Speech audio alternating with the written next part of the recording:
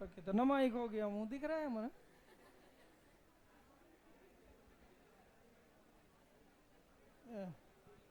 इसको कहाँ धरे?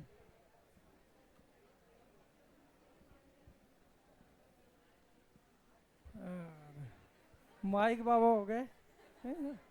डस्ट माइक लगा है। देखिए अच्छा इधर देखो, एकदम शांत रहे। कहाँ गया? Question number 15।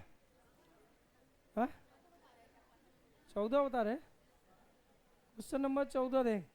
ए भैया, यदि किसी विखंडन की प्रक्रिया में द्रव्यमान क्षति, भैया द्रव्यमान क्षति इतना दिया 0.10%।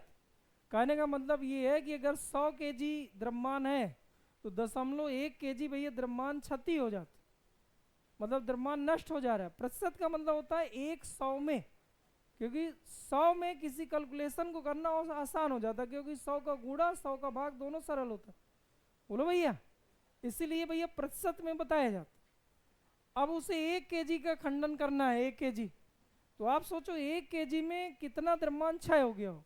अगर 100 केजी होता अपने पास तो इतना द्रव्यमान क्षय होता, और उसे 1 केजी का खंडन करना है तो बताइए कितना द्रव्यमान क्षय हुआ होगा। तो 1 केजी का तो पहले आप 0.1% निकालो, उतना द्रव्यमान नष्ट हुआ। वो द्रव्यमान नष्ट होकर क्या बनाया होगा? ऊर्जा। यही तो मतलब है। और उस ऊर्जा की गणना करनी। अब उसमें भी भाई कुछ दक्षता भी दी है, दक्षता नहीं दी है ना, सीधा सीधा यही है। तो भाई इसका पहले द्रव्यमान, इस 1 केजी का द्रव्यमान क्षति निकाल लो। तो 1 गुणे इसका भैया द्रव्यमान क्षति निकाल रहे हैं, तो 1 गुणे 0.1/100। ये तुम्हें समझिए हम कैसे निकाले? बोलो यार। चूंकि इसलिए से भी लगा सकते हो, 100 केजी में कितना द्रव्यमान क्षति? 0.11। तो बताइए 1 केजी में कितना होगा? तो 10, इसका इससे गुणा होता है, इसका भाग जाता है जो सबसे शुरू में रहता है। चूंकि इसलिए कभी पढ़े जीवन में 4 पेन की कीमत इतने तो 12 पेन की कीमत कितने, ऐसा कक्षा 5 में पढ़ाया करते थे हमारे साहब। बोलो ये समझिए। तो इसका इससे गुणा हो 100 का भाग, तो ये डायरेक्ट ऐसा कर लो, जब प्रतिशत हटाना हो तो भाग करना है, और प्रतिशत जब गुणा करना हो, प्रतिशत लाना हो, 100 को गुणा करना है। ये सिंपल सी बात है। तो बताया कितना आ जाएगा? 1 गुणे 0.3, 0.1 तो ये 2 की घात ऊपर जाएगी तो -2 हो जाएगा, और यह 0.5 हटा लिए तो इतना हो गया। इतना केजी भैया द्रव्यमान चेंज हुआ है। अब इससे भैया कितनी ऊर्जा उत्पन्न हुई होगी? तो ऊर्जा निकाल ले यार।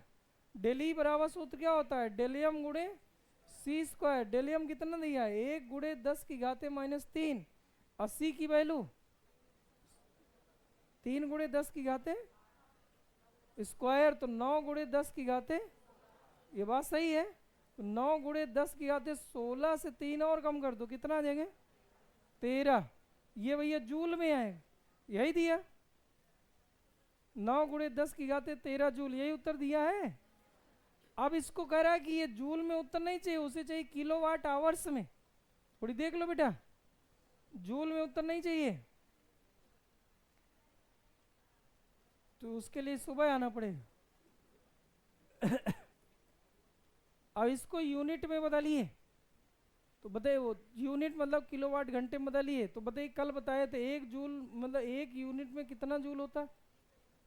3.6 गुणे 10 की घाते 6 जूल। जिन्हें ना पता हो ऐसे समझे। और बताइए हमें जूल, जूल की जगह यहाँ चेंज कर देना है। जो ये उत्तर आया है जूल की जगह ये ले आना। वही जूल की जगह जब इसको ले जाओगे तो भाग में जा रहा है ये, तो जूल की जगह लिखा जा सकता है 1/3.6 गुणे 10 की घाते 6 यूनिट। तो यूनिट में आ जाए, तो यानी इतने का भाग और कर दीजिए तो किलोवाट आवर्स में निकले। इतनी बिजली उत्पन्न की जा सकती, क्योंकि बिजली जो है यूनिट में ही नापते हैं। और भैया कोई? तुम कल आई नहीं थी, खड़े मतलब इतना जल्दी जल्दी तुम कैसे चेक कर ली कि 12वां में बताना चाहिए? समझना क्या है? ऊर्जा दिया है 200 मेगा इलेक्ट्रॉन, बंधन ऊर्जा पूछे, परमाणु भार का भाग करना है। कुछ भी पूछ सकते हैं भाई साहब। ये 200 मेगा इलेक्ट्रॉन वोल्ट का है दिया, बताओ अच्छा। ऊर्जा दिया है, अद्रव्यमान पूछ रहा है। बोलो यार। डेली बराबर सूत्र क्या होता है? डेलियम गुणे ये 931 मेगा इलेक्ट्रॉन वोल्ट, ऐसा पढ़े हो? ये ऊर्जा दिया है 200 मेगा इलेक्ट्रॉन वोल्ट, डेलियम 931 मेगा इलेक्ट्रॉन वोल्ट, इससे कट गया, भाग कर दीजिए, उत्तर आ गया। ये उत्तर काय में आएगा? AMU में, और उत्तर तुम्हारा काय में दिया है? केजी में। तो 1 AMU में कितना केजी? 6.6 गुणे 10 की घाते -27, उसका गुणा और करोगे तो उत्तर आ जाए। भैया सीट पढ़ के ही आए, बाकी यहाँ भीड़ में कुछ बट ना हो रहा है कि अभी हम ऐसी कोई बात बोल देंगे तुम्हारे 70 में 70 आ जाए। जब तुम आप पढ़ के आओगे तो आएगा, समझ गए? और जो इधर आसे ही पास से आ रहा है तो सुबह ज्वाइन कर ले, सुबह भी बैच चल रहा है अपना ही। चलिए हाइड्रोजन स्पेक्ट्रम, कल का होमवर्क भैया 18 से लेके 33। स्कूल जाते नहीं तो कम से कम भैया 10-10, 12-12 क्वेश्चन तो पढ़ ही लो। अब एक एक क्वेश्चन थोड़ी होमवर्क में देंगे। हाइड्रोजन स्पेक्ट्रम 60 नोट्स निकाले भैया, कल लिखा गए थे 7-8 हेडिंग। हाइड्रोजन स्पेक्ट्रम यहां से लिखाना था, हाइड्रोजन स्पेक्ट्रम। बेटा इसको घर में एक बार पढ़े हो तुम? बराबर पढ़ो, क्योंकि जैसा यहां से उतार के वैसा ही लिखा है, अपने से भी सोच सोच के फिर लिखना है। इधर भैया देखें, हाइड्रोजन स्पेक्ट्रम समझा रहे हैं, समझ में अब आ जाना चाहिए भाई लोगों।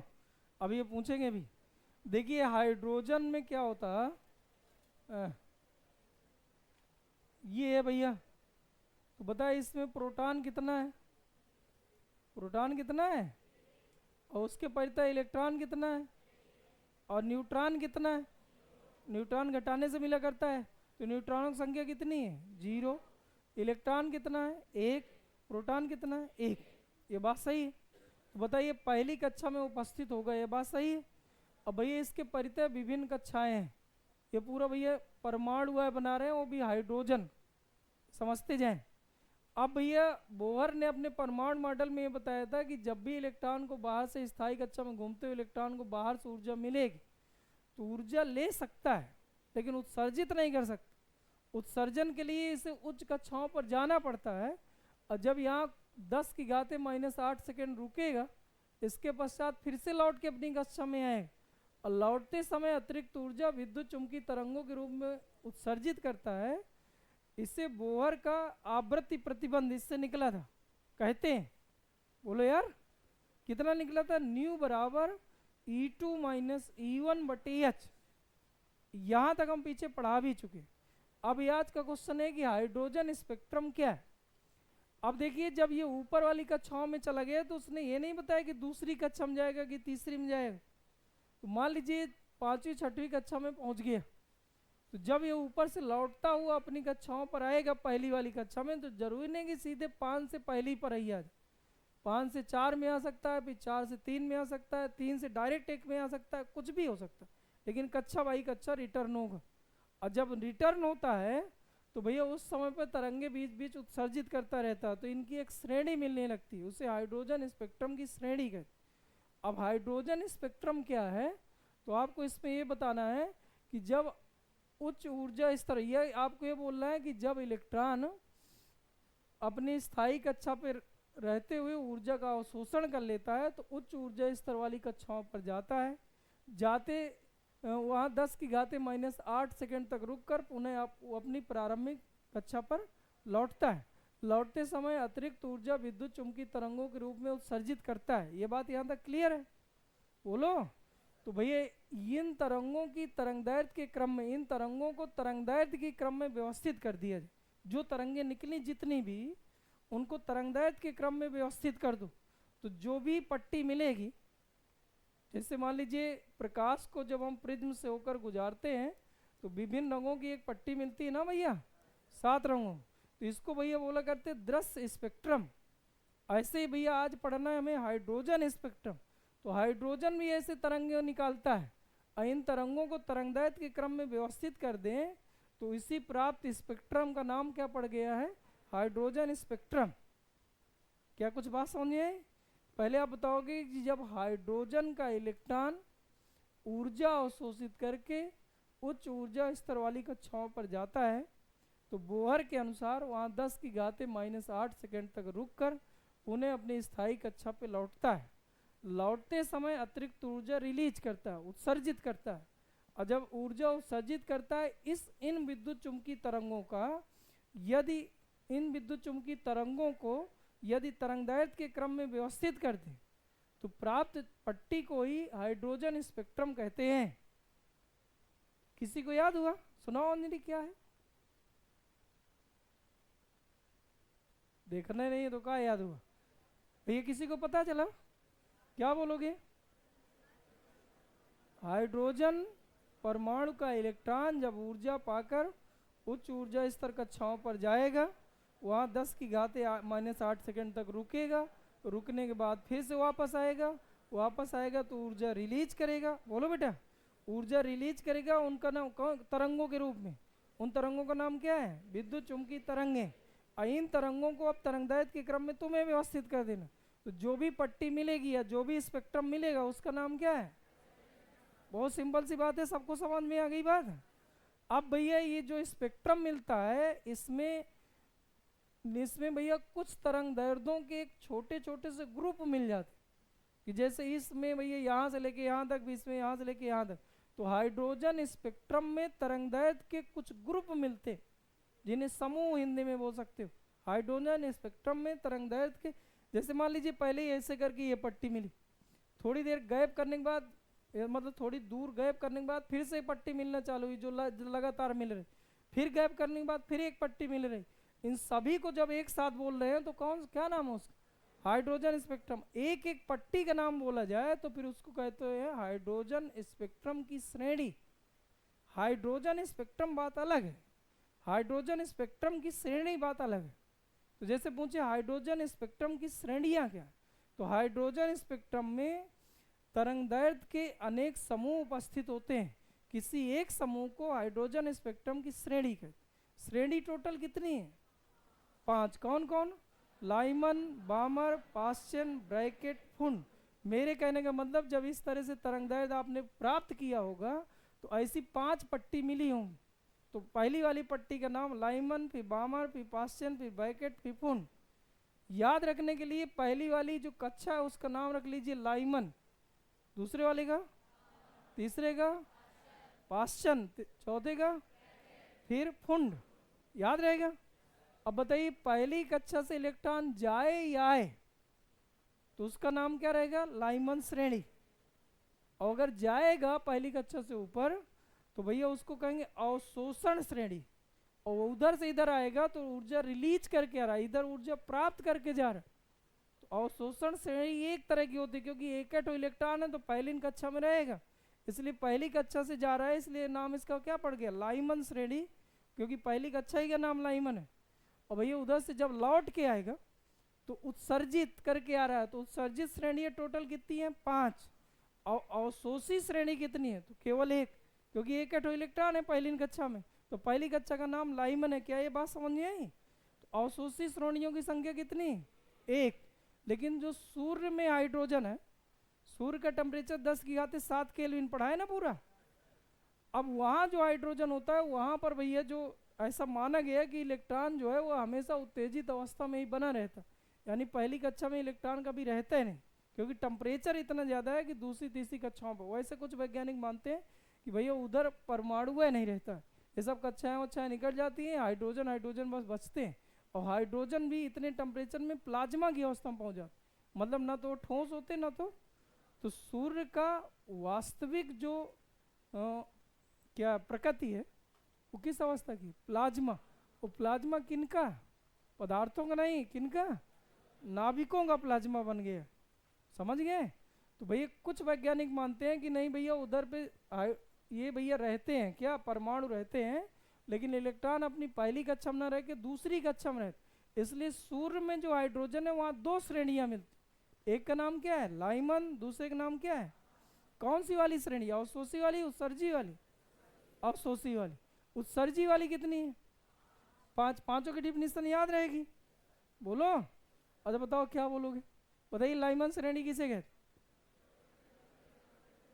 वह श्रेणी जिसमें इलेक्ट्रॉन ऊर्जा उत्सर्जित करके पहली कक्षा में वापस आता है उसका नाम क्या है?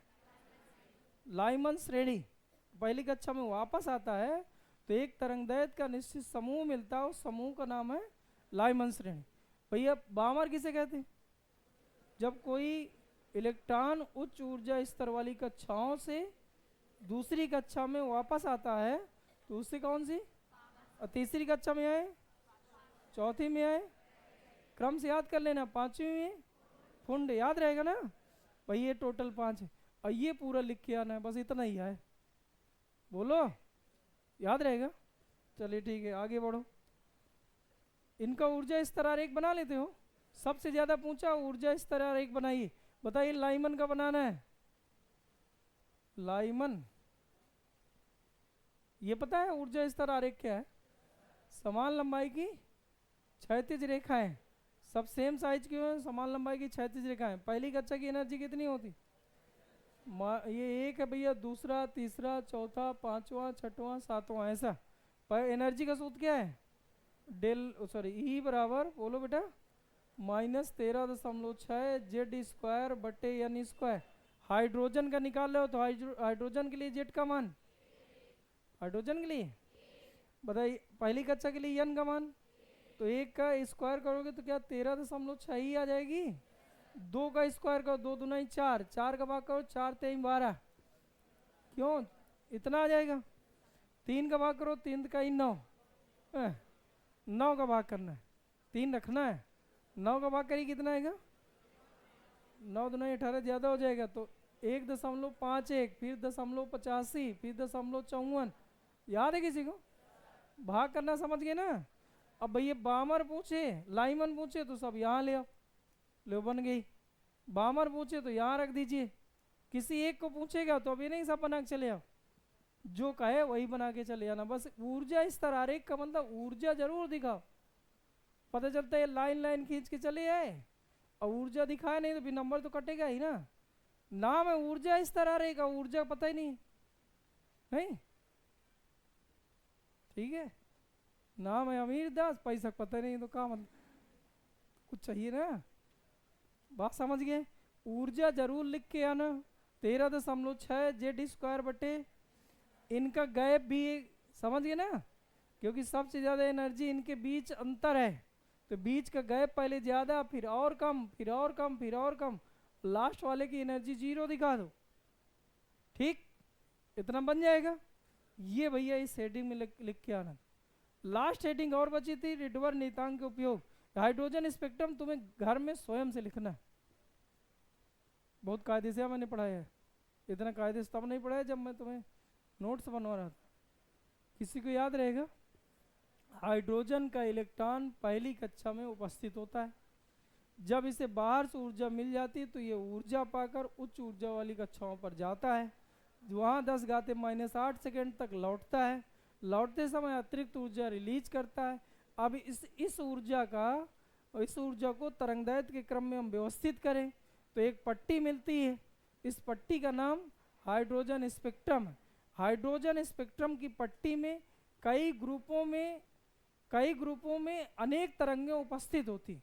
जैसे एक ग्रुप मिल गया उसमें कई सारी तरंगें, दूसरा ग्रुप मिल गया उसमें कई सारी तरंगें। हाइड्रोजन स्पेक्ट्रम में अनेक समूह में अनेक तरंगें उपस्थित होती हैं। इन समूहों को हाइड्रोजन स्पेक्ट्रम की श्रेणी कहते हैं। श्रेणी टोटल कितनी है? और उत्सर्जी हैं 5, अवशोषी हैं, तो कौन सी वाली पूछ रहा है पहले तुम्हें चेक करना। 5 नहीं लिख के चले आना। ऊर्जा अवशोषित करके 1 केवल लाइमन, और उत्सर्जित करके 5 कौन कौन? Lyman, बामर, पाश्चन, bracket, फुंड। बोलो, याद रहेगा। अगली हेडिंग, रिडबर्ग नियतांक के उपयोग। रिडबर्ग नियतांक के उपयोग, रिडबर्ग नियतांक के उपयोग। ये हाइड्रोजन स्पेक्ट्रम की थोड़ी जगह छोड़िए, घर में लिखना तो कसम बजरंग वाली, समझ गए? जो न लिखेगा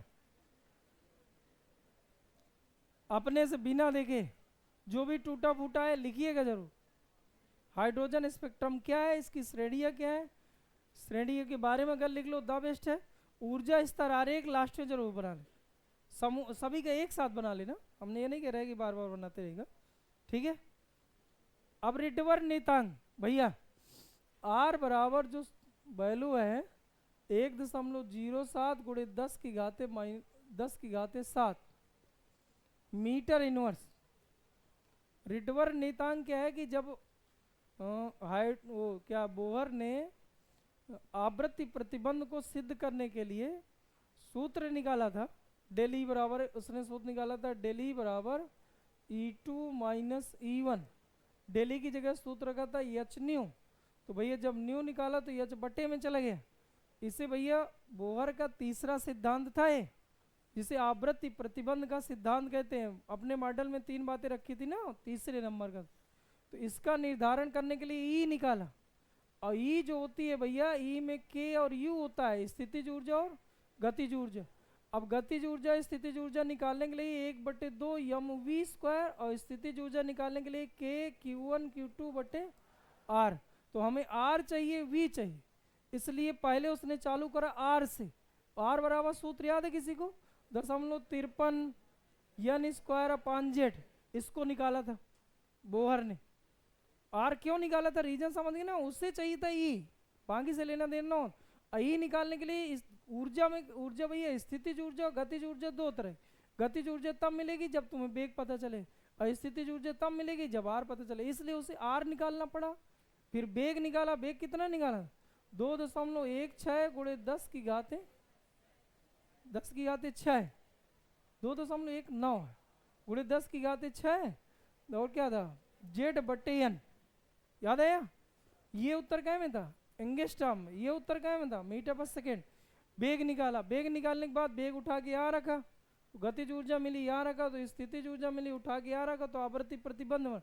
लेकिन भैया इसको निकालते समय अगर तुम्हें याद हो तो एक नियतांकों का एक समूह भी साथ में मिलता चला आ रहा, ε0 का स्क्वायर सब मिल रहा था ना, उससे भैया नियतांकों का जो समूह मिला है निकालते समय, उस समूह को भैया एक साथ बोलते हैं रिटवर्क नियतांक। तो रिटवर्क नियतांक है क्या, तो बोहर आवृत्ति का निर्धारण करने के लिए, बोहर आवृत्ति का निर्धारण करने के लिए अनेक नियतांकों के समूह को रिटवर्क नियतांक कहते हैं, जिसकी वैल्यू ये। इसका उपयोग भैया 2 तरह से करते हैं, एक आयनन ऊर्जा ज्ञात करने में, दूसरा भैया तरंगदैर्घ्य ज्ञात करने में।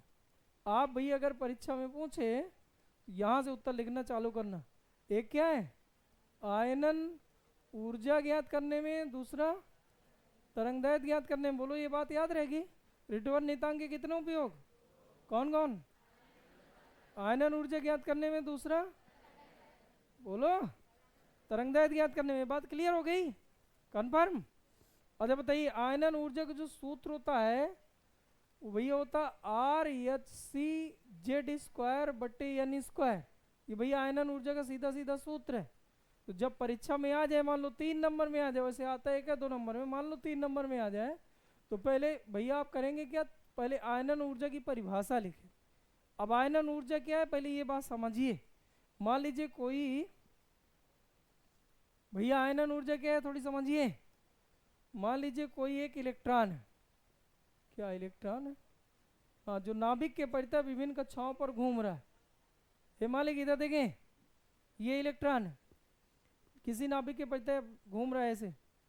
अब भैया अगर इसको आप बाहर से ऊर्जा दे दोगे तो भैया करेगा क्या, ऊपर वाली कक्षाओं पर जाएगा, वही कहानी फिर से 10⁻⁻8 सेकेंड तक रुकेगा, फिर से लौटेगा, अतिरिक्त ऊर्जा रिलीज करेगा, और कुछ ना कुछ श्रेणी मिलेंगे।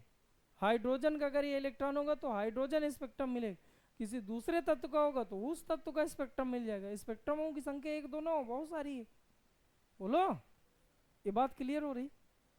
लेकिन आप इतनी ऊर्जा दे दो कि फिर वो कक्षा वच्छा ना बचे, वो सीधे कक्षक बाहर, ये लौट के फिर ना है।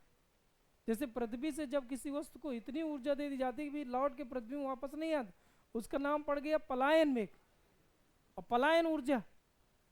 ये बात क्लियर है। जैसे 11.2 किलोमीटर/सेकेंड से किसी वस्तु को ऊपर आप फेंक दीजिए, अब वो लौट के ना आएगी। ये बात क्लियर है ना। ऐसे ही सेम भैया परमाणुओं के साथ भी होता है। अब इसको ज़्यादा एनर्जी दे दोगे तो सीधे कक्षा वच्छा को छोड़ के निकल जाता है, जिससे जो ये परमाणु है धन आवेशित बन जाता है, क्योंकि इसमें इलेक्ट्रॉनों की कमी हो गई। तो इसका नाम पड़ गया धनायन। क्या पड़ गया? और इस आयन से इसका नाम पड़ गया आयनन ऊर्जा। आयनन ऊर्जा, आयनन मतलब प्लस या माइनस, या तो इलेक्ट्रॉन ज्यादा है या तो इलेक्ट्रॉन।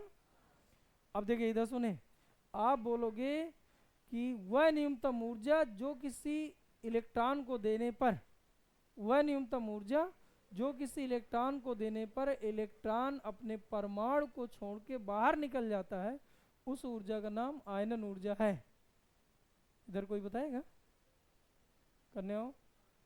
सुनाओ कोई, सभी लोग सुनाओ। वह न्यूनतम ऊर्जा जिसे किसी इलेक्ट्रॉन को देने पर इलेक्ट्रॉन अपने परमाणु को छोड़कर बाहर निकल जाता है या अनंत में चला जाता है, उस ऊर्जा का नाम क्या है? और इस आयनन ऊर्जा का निर्धारण किससे किया जाता है? रिडवर नियतांक की सहायता से निर्धारित किया जाता है। रीजन क्या है? क्योंकि इसका सूत्र क्या होता है भैया? RH(Z²) बटे, अब बताए इसमें H प्लांक नियतांक है, Ca अगर R नहीं पता होगा तो फिर भैया इसका उत्तर ही ना निकले। इसके बाद तुम्हें आयनन ऊर्जा का सूत्र लिखना है, और सूत्र लिखने के बाद नीचे लिखना है कि प्राप्त सूत्र से यह निष्कर्ष निकलता है कि आयनन ऊर्जा तभी ज्ञात होगी जब R का मान ज्ञात हो। अतः R मतलब रिडवर नियतांक का उपयोग आयनन ऊर्जा ज्ञात करने में किया जाता। बोलो इतना याद हो जाएगा। दूसरा भैया तरंगदायित्व ज्ञात करने में, तो 1/λ बराबर सूत्र होता है RZ² 1/N1 का स्क्वायर माइनस 1/N2 का स्क्वायर। से यह निष्कर्ष निकलता है भैया, इस सूत्र से यह निष्कर्ष निकलता है कि देखिए कक्षाओं की संख्या है। जैसे कोई इलेक्ट्रॉन तीसरे से दूसरे में आया तो यहाँ भैया 2 का स्क्वायर, यहाँ 3 का स्क्वायर।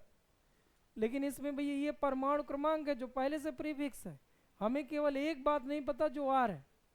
तो अगर हमें R ज्ञात हो जाएगा तो भैया तरंगदैर्घ्य भी ज्ञात कर लें। ये दोनों सूत्र आपको उधर पे लिख के आना। दोनों सूत्रों से ऐसा निष्कर्ष निकल रहा है कि जब रिडवर नियतांक ज्ञात होगा तभी हम आयनन ऊर्जा और तरंगदैर्घ्य दोनों का निर्धारण कर पाएंगे। बोलो यहाँ तक बातें क्लियर हो गई? और चैप्टर भी खत्म हो गया। बताइए आयनन ऊर्जा क्या है? वह न्यूनतम ऊर्जा जो किसी इलेक्ट्रॉन को देने पर इलेक्ट्रॉन अपने परमाणु को छोड़कर बाहर निकल जाता है, या इलेक्ट्रॉन की कुल ऊर्जा शून्य हो जाती, आयनन ऊर्जा कहलाती। थोड़ी सी और क्लियर कर लो, पहली कक्षा की एनर्जी कितनी होती? -13.6 पहली कक्षा की एनर्जी। दूसरे की बता, इधर इलेक्ट्रॉन घूम रहा है, बता इस इलेक्ट्रॉन की आयनन ऊर्जा कितनी है? अनंत में ले जाना है, अनंत वाले की एनर्जी कितनी होती है? n बराबर अनंत। इसका मतलब इसको इतनी ऊर्जा दे दो 0 हो जाए, बता कितनी दोगे? प्लस का 13.6। तो ये प्लस का ये आयनन ऊर्जा, और ये भैया कुल ऊर्जा है या बंधन ऊर्जा। इसको बांध के रखिए ये एनर्जी और रिलीज कर रही ये एनर्जी। तो यदि इसी को प्लस का कर दिया जाए तो इसको बोलते हैं कौन सी? आयनन ऊर्जा। अगर इसको माइनस का रख दिया जाए तो इसको कहते हैं बंधन ऊर्जा। बता, दूसरी कक्षा से किसी इलेक्ट्रॉन को मुक्त करना है, ये तुम साथ रहना, ये करने हैं बताएंगे इधर। दूसरी कक्षा से किसी इलेक्ट्रॉन को मुक्त करना है, बताइए इलेक्ट्रॉन को कितनी ऊर्जा देनी होगी, या इलेक्ट्रॉन की आयनन ऊर्जा क्या होगी? प्लस का कि माइनस का? प्रियंका तुम बोलो, प्लस का माइनस का? प्लस माइनस दोनों? तुम बताओ कन्या। प्लस का 3.4 याद रहेगा सबको? जिस कक्षा में है बस उतनी ऊर्जा चाहिए, बस प्लस की कर दो, टोटल एनर्जी 0 हो जाए। इस तरह से आयनन ऊर्जा निकालने से संबंधित कुछ सवाल कल मिले रहे होंगे ना? नहीं मिले? अच्छा वो सीट तो पहले दे चुके। अब भैया द्वैत प्रकृति कितना टाइम बचा? हाँ भैया